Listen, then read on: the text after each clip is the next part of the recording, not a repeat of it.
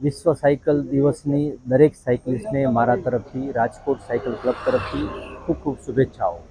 આપણા સન્માનનીય વડાપ્રધાને જે અત્યારે આપણને બધાને આહવાન આપ્યું છે ઇંધણ બચાવવાનું, પેટ્રોલ બચાવવાનું, તો સાયકલથી વધારે સારું આ માધ્યમ ના હોઈ શકે. આપણે દરેક લોકો નક્કી કરીએ કે નાના મોટા કામ સાયકલ લઈને કરીએ. ફોર એક્ઝામ્પલ, હું મારી ઓફિસે સાયકલ રાખું છું. ઓફિસે હું કાર લઈને જાઉં છું સવારે, અને આખો દિવસ કે અથવા તો મારા કમ્ફર્ટ ટાઈમે જ્યારે જરૂર પડે ત્યારે આજુબાજુના કામ હું સાયકલ લઈ જઈને કરું છું. અને મેં એવું નક્કી કર્યું છે કે હું વીકનું 2 લીટર પેટ્રોલ બચાવીશ. તો આવી જ રીતે જો આપણે બધા નક્કી કરીએ કે હું વીકનું 1 લીટર, અડધો લીટર, 5 લીટર પેટ્રોલ બચાવીશ, નાના મોટા કામ સાયકલ લઈને, આજુબાજુના સાયકલ લઈને કામ કરીએ, તો આ વાત છે ને બહુ મોટે સુધી આ દેશને, આપણી તંદુરસ્તીને અને ધરતી માની તંદુરસ્તીને ખૂબ જ લાભદાયક.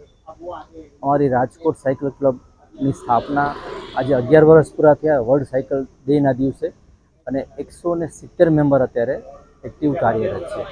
મહાનગરપાલિકા અત્યારે જે નવી સાયકલ લે એને 1000 રૂપિયાની સબસિડી આપે છે.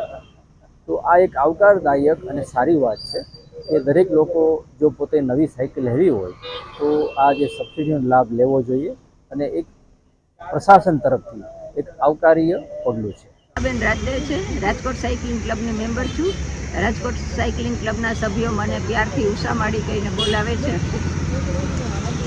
રોજ હું 36, 40, 45 એટલું કિલોમીટર સાયકલિંગ કરું છું, અને એનાથી મને ખૂબ જ બેનિફિટ છે.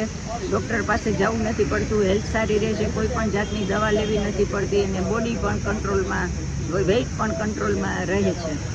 મારી યુવા વર્ગને એ જ અપીલ છે કે ભાઈ તમે સાયકલિંગ કરો સ્કૂટર ને 4 વ્હીલની બદલીમાં, તો તમારી હેલ્થ પણ સારી રહેશે, અને આર્થિક રીતે તો ફાયદો છે, દેશને પણ ફાયદો છે, અને વડાપ્રધાને જે અપીલ કરી છે તેનો પણ અમલ થઈ શકશે. ઉદ્દેશ્ય બસ यही કે ऐसे जिंदगी भर साइकिल चलाती रहूँ और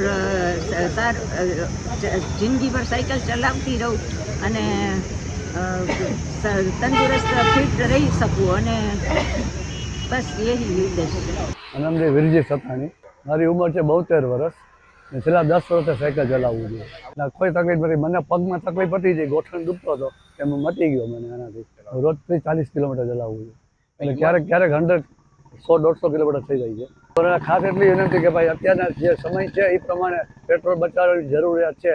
તો નાના મોટા કામ માટે સ્કૂલમાં જાય, કોલેજમાં જાય, તો સાયકલ લઈને જાય તો વધુ સારું. હેલ્થ માટે સારું છે, અને પેટ્રોલ પણ બચાવી શકશે.